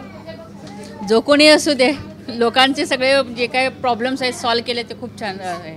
जो कोणी येऊ दे, जो कोणी आला तरी सुद्धा तो फक्त मतासाठी बघू नका, जनतेच्या ह्याच्यासाठी सोयीसाठीच तुम्ही बघा. एवढा मी सगळं टॅक्स देतो, हे देतो, सगळं देतो, तर तुम्ही त्याचासुद्धा विचार करा. कोणी येऊ दे, कुठला पण पक्षाचं येऊ दे, कोणी येऊ दे, पण तो लोकांच्या हितासाठी करायला पाहिजे काम. काय सांगशील ताई, मेट्रो प्रवास करताना काय वाटतं? कम्फर्टेबल आहे, आधीपेक्षा थोडं बेटर आहे. आता नॉर्मली जॉबला जाताना ट्रॅफिक जे लागतं ते आता लागत नाही, सो बेटर आहे, इट्स गुड. अंदाजे किती वेळ लागायचा मेट्रो येण्यापूर्वी? मेट्रो येण्यापूर्वी तर मला माझ्या घरापासून माझ्या क्लिनिकला जायला तरी 40 मिनिट्स तरी असेच लागायचे, बट जेव्हापासून मेट्रो आली आहे इट्स बिन कट टू आता 15 मिनटं म्हणू शकता तुम्ही, सो खूप बेटर आहे. मनातला खासदार? असं मला काही नाही आहे, कोणी पण येऊ देत, हिताचं बघू देत, तेवढंच. गरवारे मेट्रो स्थानकावर आपला प्रवास जो आहे तो येऊन पोहोचलेला आहे. या प्रवासामध्ये अनेक प्रवाशांशी आपण संवाद देखील साधलेला आहे. दादा मेट्रोने प्रवास करताना काय वाटतं? ताई काय सांगशील, कसा अनुभव आहे? छान, एकदम छान. फर्स्ट टाइम बसले मी. कसा वाटतंय मेट्रो प्रवास? खूप भारी वाटतंय, आणि माझा तिसऱ्यांदा अनुभव आहे आणि खूप भारी अनुभव आहे. थँक्यू. दादा मेट्रो प्रवास करताना काय वाटतं? एकंदरीत चांगला अनुभव आहे, त्याच्यामुळे आपला वेळ पण वाचतो आणि प्रवास कन्व्हिनियंट होतो. थँक्यू. कोण आहे मनातला खासदार? मनातला खासदार कोण? ॲक्च्युअली मी इथला नाही आहे, त्यामुळे मी सांगू शकत नाही लोकलचं काय आहे. काय दादा मेट्रो प्रवास करताना कसं वाटतं? जगास एक नंबर. तुमच्या मनातला खासदार? मुरलीधर मोहोळ. आपलं मत मोदीला. तर एकंदरीतच मेट्रो प्रवासामध्ये विविध प्रवाशांशी संवाद साधत आहोत. प्रवाशांच्या मनातल्या भावना, मेट्रो प्रवास झाल्यानं मेट्रोमुळं झालेले बदल सगळे आपण जाणून घेत आहोत. दादा, कोण आहे मनातला खासदार? सर मी सोलापूरचा आहे. सोलापूरमध्ये तर टफ फाईट आहे. प्रणिती शिंदे, राम सातपुते. कोण वाटतं? प्रणिती शिंदे. का बरं? नाही, विकास केला ना त्यांनी सोलापूरचा, भरपूर विकास केला, त्यामुळे बोललो. काय सांगशील दादा, मेट्रो प्रवासाचा कसा अनुभव आहे? एक नंबर. टाईम वाचतो, सगळं वाचतं. कॉलेज पण लांब घेतलं तरी चांगला प्रवास होतो. पुणे लोकसभेच्या सार्वत्रिक निवडणुकीला सुरुवात झालेली आहे. पुण्यामध्ये महायुती विरुद्ध महाविकास आघाडी अशी थेट लढत आहे. परंतु प्रचारामध्ये पुणे मेट्रोचा मुद्दा हा प्रामुख्याने प्रचाराचा मुद्दा ठरलेला आहे. आत्ताच आपण वनाज ते रामवाडी असा प्रवास केलेला आहे आणि आत्ता आपण रामवाडी ते वनाज असा प्रवास करणार आहोत आणि प्रवाशांना या मेट्रोचा कितपत फायदा झालेला आहे हे सुद्धा जाणून घेणार आहोत आणि त्यांच्या मनातील खासदार कोण आहे हे सुद्धा जाणून घेण्याचा प्रयत्न करणार आहोत. तर चला तर मग आपण थेट या मेट्रोमधून प्रवास करूयात. आत्ता आपण रामवाडी ते वनाज असा प्रवास करणार आहोत. आपल्यासोबत काही प्रवासी आहेत, त्यांना विचारूयात त्यांना या मेट्रोचा कितपत फायदा झालेला आहे, त्यांचा कितपत वेळ वाचलेला आहे. दादा, तुम्ही कधीपासून मेट्रोने प्रवास करता? मी आज पहिल्याच दिवशी मेट्रोने प्रवास केला आहे. खूप चांगलं वाटलं, त्याच्यामुळं चांगलं आहे. कुठून आहात तुम्ही? मी लोणावळ्यात राहतो. मी पुणे स्टेशनला आता विमाननगरला इंटरव्ह्यूसाठी आलो होतं म्हणून तुमच्या मनातील खासदार कोण आहे? काय नाही, मस्त वाटतं की आता जास्तच प्रवास नाही, लोक नाही, तसं चांगलं वाटतं. दादा, तुम्ही मेट्रोने कधीपासून प्रवास करता? मेट्रो जेव्हा स्टार्ट झाली तेव्हा मी PM मोदी जसं त्यांनी फर्स्ट राईड घेतली त्याच्यानंतर 2 तासानंतर आम्ही ऑफिस सोडून राईड घ्यायला ॲक्च्युली आम्ही पूर्ण राईड घेतला वनाजपासून इथपर्यंत रामवाडीपर्यंत. ते राईड घेतल्यानंतर आम्ही इथं गेलो आपला काय म्हणतात त्याला गणपती बाप्पा मंदिर बघा ABC रोडला, तिथं आम्ही तिथं गेलो. या मेट्रोने प्रवास करताना तुमचा किती वेळ वाचतो? ॲक्च्युली फ्रँकली स्पीकिंग ज्या बसने आम्ही ट्रॅव्हल करतो तो near about it will takes near about 45 minutes to travel from Pune station to till here. So it hardly taking 15 minutes to reach over here. So basically it is very good service. Thank you for that. तुमच्या मनातील खासदार कोण आहे? Actually असं कोण आहे नाही, कोण नाही आहे सध्या. मी हे नाही करत कोणाला तर बघितलं तर. तरी एक नाही, सॉरी, ॲक्च्युली नाही आहे. ताई, तुम्ही कुठून प्रवासाला बसला आहेत? मी ॲक्च्युली इथं कामासाठी आले होते, लोणावळ्यावरून आले मी पण. मेट्रोमुळं प्रचंड आम्हाला मदत होती आहे. रोज येऊन जाऊन प्रवास वगैरे थोडंसं सोयीस्कर झालं आहे. ते तुम्ही कधीपासून मेट्रोने प्रवास करता? मी मूळची मुंबईची आहे. मुंबई मेट्रोमध्ये मी भरपूर वेळा प्रवास केलेला आहे. पुणे मेट्रोमध्ये हा माझा फर्स्ट अनुभव आहे.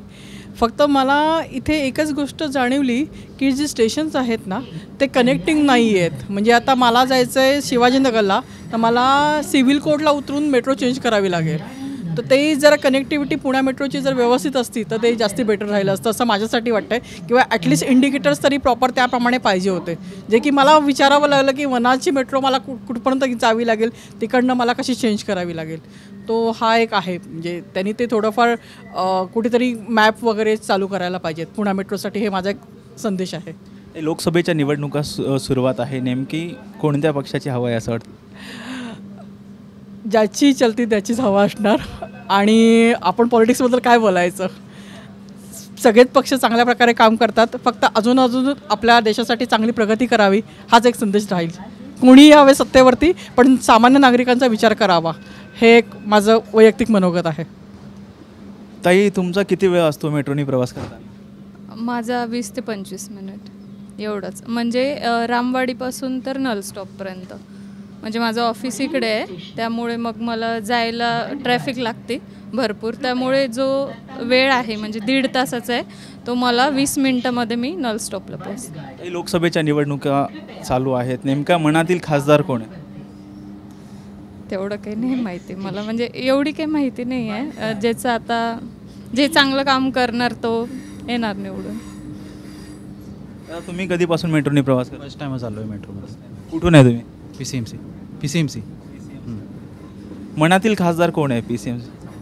नाही सांगू शकत, सॉरी. आपल्यासोबत अजूनही काही प्रवासी आहेत. दादा, कधीपासून मेट्रोने प्रवास केला? ज्या दिवशी चालू झाली त्या दुसऱ्या दिवसापासून. किती वेळ वाचतो मेट्रोने?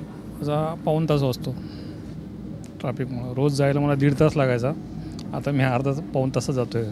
कुठून कुठपर्यंतचा प्रवास करतात? मी रामवाडी ते गरवारे कॉलेज, आणि तिथून मी घर माझं 2-3 किलोमीटर आतमध्ये. ठीक आहे, पण माझा भरपूर वेळ वाचतो याच्यामुळे. मला 1 तास नळ स्टॉपला जायला लागायचं. लोकसभेच्या निवडणुका आहेत, मनातील खासदार कोण आहे? मुरलीधर मोहोळ. तुम्ही कधीपासून प्रवास करताय? मराठी नहीं है तो कहाँ से हो आप? इधर से हो, खराड़ी में रहता हूँ अभी। कब से मेट्रो से आप ट्रैवल कर? काफ़ी टाइम हो गया, 2 महीना हो गया, बट मतलब जब से स्टार्ट हुआ है तब से ट्रैवल कर ही रहा हूँ मेट्रो में। कितना टाइम बचता है मेट्रो में जब ट्रैवलिंग कर? ट्रैफिक से काफ़ी टाइम, मतलब ट्रैफिक के कंपेयर में तो काफ़ी टाइम बचता है एज़ कम्पेयर टू व्हीकल। तो मतलब मैं पहले कल्याण नगर में रहता था, तो गाड़ी तो है नहीं मेरे पास, तो यहीं से रामवाड़ी से डायरेक्ट कल्याण नगर जाता था, तो काफ़ी पैसा भी बचता था और ट्रैफिक भी बचता था। अभी लोकसभा का चुनाव चल रहा है, कौन खासदार बोल के चुन के आएगा ऐसा आपको लग रहा है? पता नहीं, इसके बारे में कोई कमेंट नहीं मेरा। तुम्ही मेट्रोने प्रवास करताना कसा अनुभव आहे? छान अनुभव आहे. आता 3 वेळेस झाले मी ट्रॅव्हल केलं आहे आणि खूप छान आहे. आणि असं काय पण नाही आहे की तुम्ही एवढं अवघड नाही आहे. पटकन तिकीट काढू शकते मोबाईलमध्ये आणि कधी पण ट्रॅव्हल करू शकते. लोकसभेच्या निवडणुका आहेत, मनातील खासदार कोण आहे? तसं काय नाही आहे, तसं काय नाही, नो कमेंट्स ऑन दॅट. दादा, कुठून आहे? कुठून आहे? हिंदी. कहाँ से हो आप? मैं ये चाकन में रहता हूँ, चाकन में. हाँ. जॉब के लिए आए हो? नहीं, मैं यहाँ पर काम से आया था, प्रोजेक्ट के काम से लिए, तो इस सिविल कोर्ट से यहाँ तक मेट्रो पकड़ता हूँ. पहले ट्रैफिक की वजह से बहुत टाइम लग जाता था, अभी तो बहुत कम. अभी कितना टाइम बचता? अंदाज से लगभग 20-25 मिनट. आपल्यासोबत अजूनही काही प्रवासी आहेत, त्यांच्या पण आपण प्रतिक्रिया जाणून घेऊयात. कधीपासून मेट्रोने प्रवास करताय? 2 महिन्यापासून. कितपत वेळ वाचतो? खूप बरं, 50% वेळ वाचतो. लोकसभेच्या निवडणुका आहेत, नेमकी तुमच्या मनातील खासदार कोण आहे? बेंचमार्क माझा जो आहे त्याच्या बेसवर मला कोणी मनातला खासदार वाटत नाही. असं म्हणजे असं वाटत नाही मला की मी कोणाला वोटिंग करावं बेस्ड ऑन करंट कंडिशन. प्रचारामध्ये पुणे मेट्रोचा मुद्दा जो आहे तो प्रचाराचा मुख्य मुद्दा आहे. मेट्रोचं म्हणजे अजून बऱ्यापैकी डेव्हलपमेंट व्हायचं आहे. म्हणजे हे जस्ट हाफ कुक्ड आहे, पूर्ण कंप्लीट झालेलं नाही मेट्रो. त्याच्यानंतरच आणि cost wise comparative to PMPML costly आहे, ऑलमोस्ट डबल कॉस्ट आहे. कोणीतरी असेल की वाटतं की हा खासदार म्हणून निवडून यावा? रिअली स्पीकिंग मला आत्ता वाटत नाही असं, कारण की जे बेंचमार्क आहे त्या बेंचमार्क कुठलाच खासदार इथला मनात असं वाटत नाही. तुम्ही कधीपासून मेट्रोने प्रवास करताय? माझे 3-4 वेळा आलो असेल. इथं मावशीकडे येतो तेव्हा फक्त मेट्रोने येतो मी. किती वेळ वाचतो? तरी एक 15 मिनटं तरी वाचतात मिनिमम मंगळवार पेठेतून इथे यायला. लोकसभेच्या निवडणुका सुरुवात आहेत, मनातील खासदार कोण? रविभाऊ धंगेकर. रविभाऊ धंगेकर का? कारण राहुल गांधींनी जे आश्वासने दिलेली आहेत युवकांकरता, म्हणजे जे तुम्ही एम्प्लॉयमेंटच्या स्कीम काढणार आहेत, 30 लाख रोजगार वगैरे, त्यामुळे. आपल्यासोबत अजूनही काही प्रवासी आहेत. ताई, काय सांगाल, मेट्रोचा प्रवास कसा आहे? चांगला आहे, म्हणजे माझा फर्स्ट टाईम आहे आज. मी फर्स्ट टाईम करते प्रवास मेट्रोमधून, सो इट्स गुड ओनली. कुठून कुठपर्यंतचा प्रवास करतात? माझं आता नेक्स्ट स्टेशन आहे Pune station, Kalyani Nagar to Pune station. ताई, लोकसभेच्या निवडणुका सुरू आहेत, नेमका तुमच्या मनातील खासदार कोण आहे? It is confidential. I can't say that in public because your vote are suppose to be confidential, so मी ते नाही सांगू शकत. कोण वाटतंय की असा हा खासदार हा निवडून येईल? सध्या हवा कोणाची वाटते? नाही, असं काय नाही, मिक्स्ड फिलिंग आहे, but हुअर is the best and deserving shall win. आपल्यासोबत अजूनही काही प्रवासी आहेत. दादा, मेट्रोचा प्रवास करताय, किती वेळ वाचतो? मी आज पहिल्यांदा प्रवास करतो मेट्रोचा. कुठून आहात तुम्ही? मी प्रॉपर बुलढाणा. बरं, बुलढाण्यामध्ये कोण आहे लोकसभेचा खासदार, कोण म्हणून निवडून येईल असं? नरेंद्र बोगडेकर. आपल्यासोबत अजूनही काही प्रवासी आहेत, त्यांना आपण विचारूयात.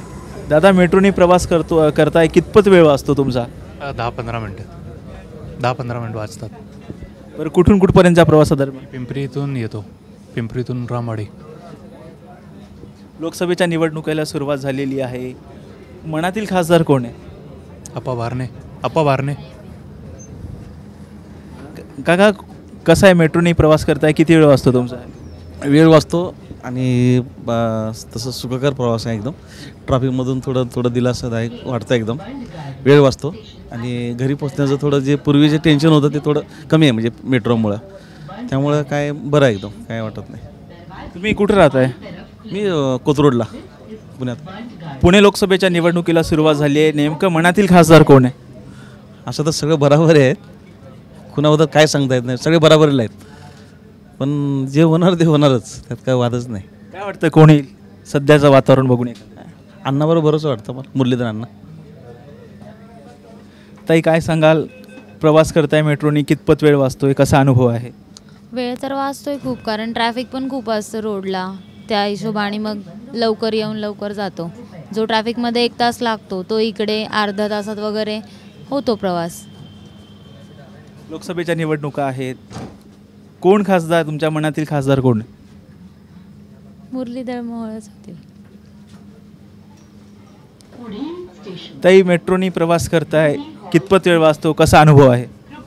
इट इज टाइम सेविंग आहे अँड इफिशियंट पण आहे. सो या वी आर हॅपी.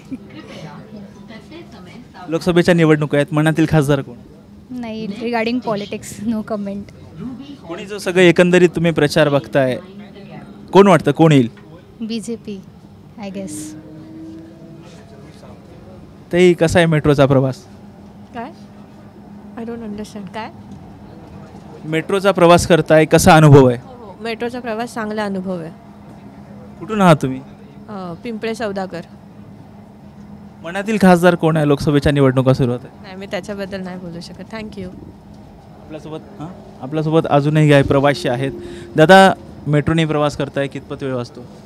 एकदम सोयीस्कर आणि सुखसुविधा दिल्या आहेत मोदी साहेबांनी.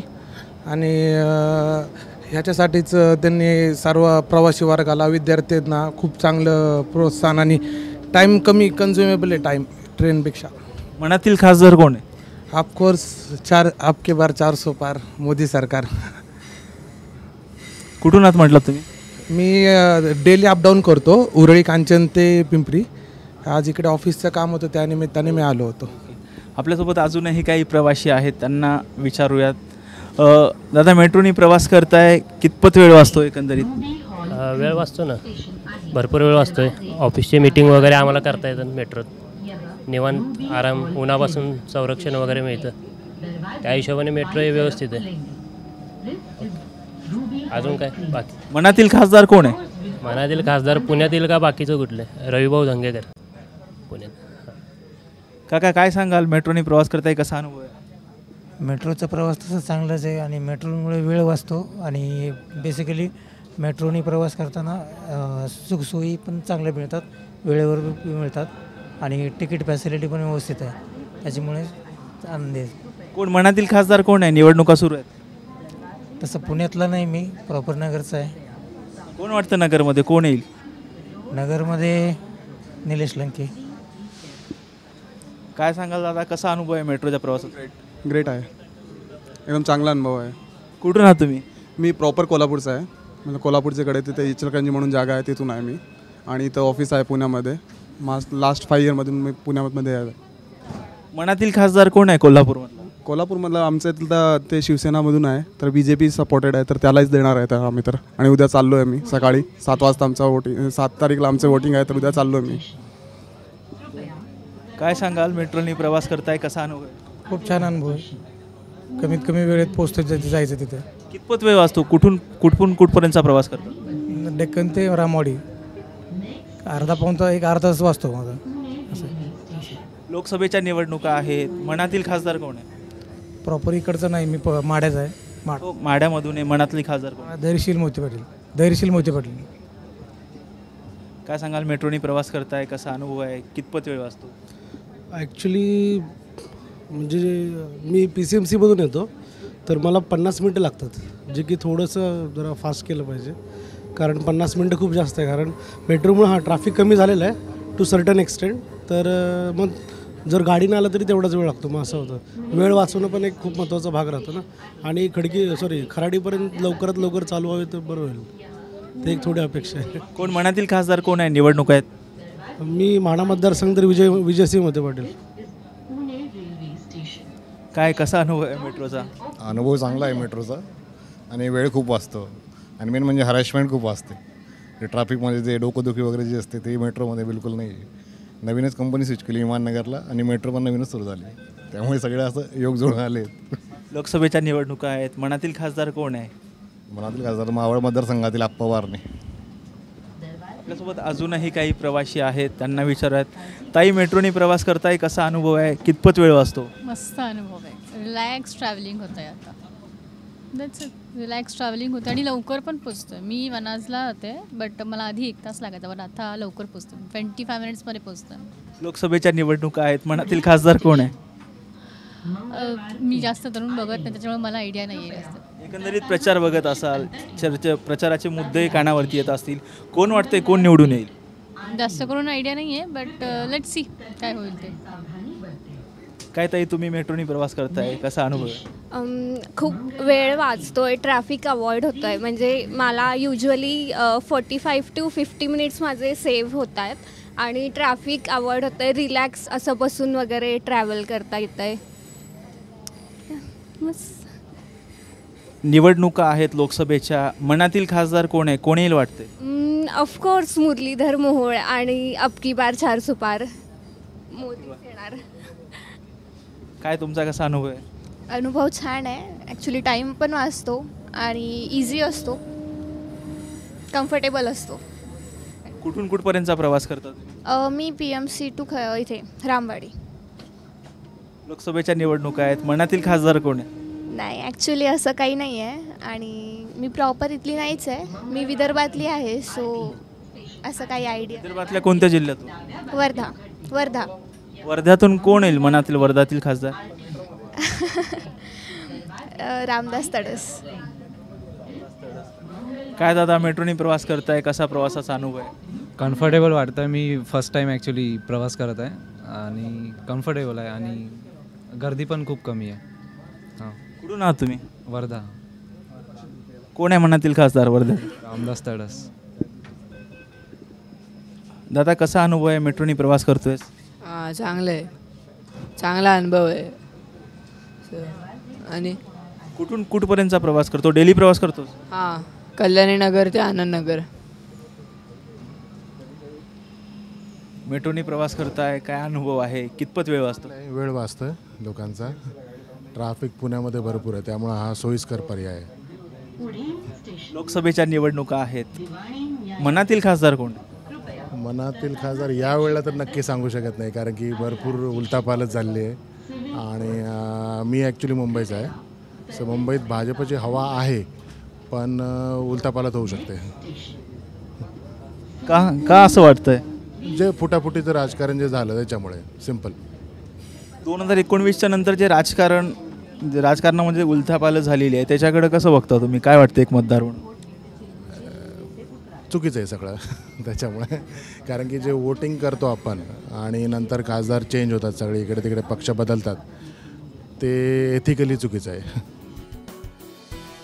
आपण बघतोय की आत्ता आपण रामवाडी ते वनाज असा प्रवास करतोय. प्रवाशांनी जे आहेत त्यांच्या प्रतिक्रिया दिलेल्या आहेत.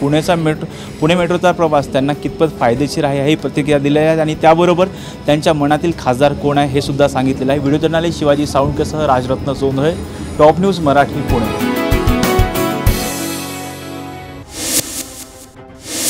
आजच्या 9च्या बातमीपत्रात इथेच थांबण्याची वेळ झाली. पाहत राहा टॉप न्यूज मराठी. आपला महाराष्ट्र, आपली बातमी.